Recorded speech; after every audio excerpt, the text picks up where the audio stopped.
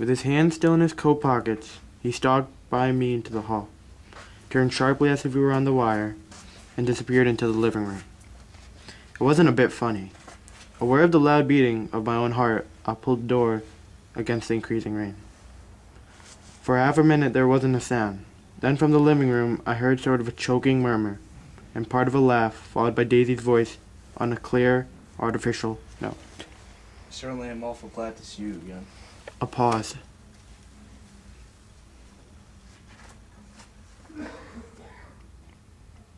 It endured horribly.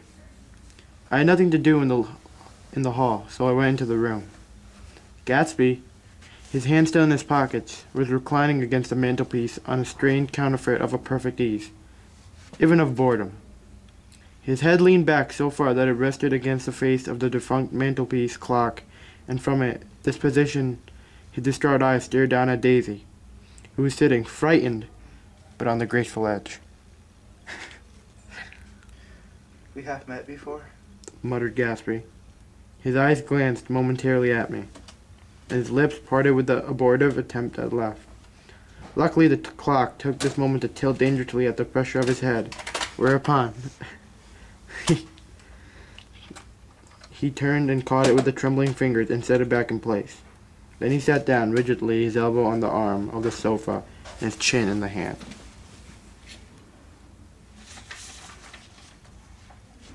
I'm sorry about the clock, He said. My own face had now assumed a deep tropical burn. I couldn't muster up a single commonplace out of the thousands in my head. It's an old clock, I told him idiotically.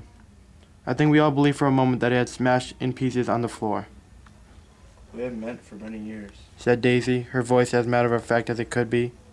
5 years next November.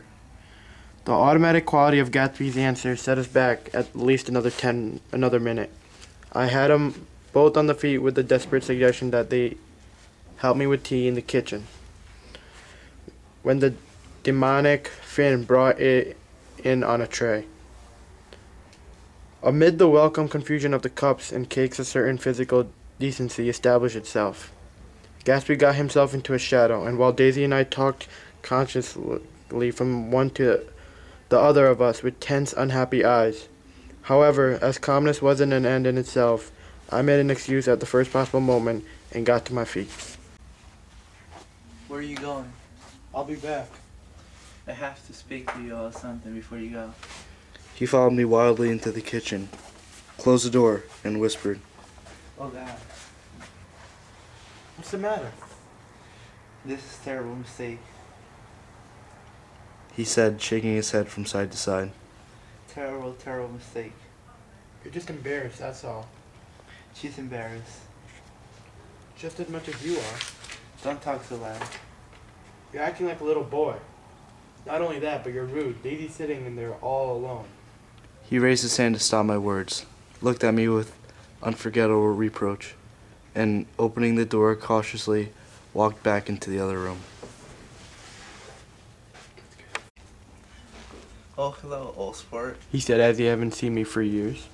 I thought for a minute that he was going to shake hands. It stopped raining. Has it? When he realized what I was talking about, that there were twinkle bells of sunshine in the room, he smiled like a weatherman, like an ecstatic patron of reoccurring light, and repeated the news to Daisy. What do you think of that? It stopped raining. I'm glad, Jay. Her throat full of aching, grieving beauty told only for an unexpected joy. I want you and Daisy to come over my house. He said. I like to show her around. You sure you want me to come? Absolutely, old sport. Daisy went upstairs to wash her face. Too late, I thought, with humiliation of my own towels, while Gatsby and I waited on the lawn. My house looks well, doesn't it? He demanded. I see how the whole front of it catches the light. I agreed that it was splendid. Yes. His eyes went over every arched door and square tower. It took me 3 years to earn the money that bought it. I thought you inherited the money, I did, old sport. he said automatically. But I lost most of it on the big panic.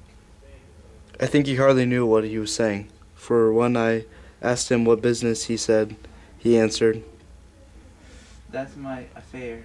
before he realized that it wasn't an appropriate reply. Oh, I have been several things. He corrected himself. I was a drug business, and then I was an oil business. Keep going. But But I'm not either one now. he looked at me with more attention. Do you mean you have been thinking over what I proposed the other night? Before I can answer, Daisy came out of the house, 2 rows of brass buttons on her dress, and gleamed into the sunlight. That's a huge place there. Do you like it? I love it, but I don't see how you live there all alone. I keep it always full of interesting people, night and day. People who do interesting things. Celebrities.